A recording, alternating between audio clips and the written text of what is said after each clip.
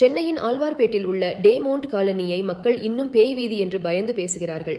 இந்த கதையின் தொடக்கம் 1800களில் போர்த்துகீசிய வியாபாரி ஜான் டேமோண்ட் வாழ்ந்த காலம். செல்வம் இருந்தும் மனைவி மனநோயாலும் மகன் மர்ம மரணத்தாலும் அவரது குடும்பம் சாபம் பட்டதாக மக்கள் நம்பினர். அவர் இறந்தபின் கட்டப்பட்ட பங்களாக்கள் பூட்டப்பட்டன. ஆனால் இரவில் உள்ளே விளக்குகள் எரிவது போல தெரியும்.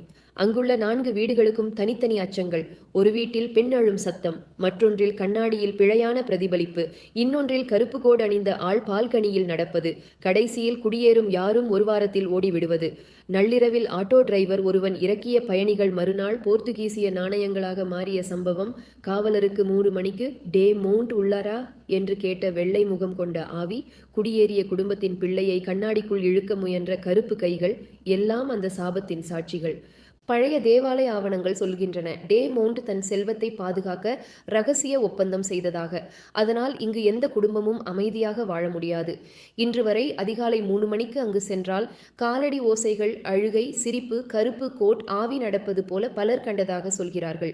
சிலர் கண்ணாடியில் தங்கள் முகத்திற்கு பதிலாக தங்கள் மரணக் காட்சியையே பார்த்ததாகவும் கூறுகிறார்கள். ஒருவன் அங்கு மயங்கி விழுந்து மறுநாள் காலையில் தலைமுடி முழுக்க வெள்ளையாக மாறி கிடந்ததாகவும் சொல்கிறார்கள்.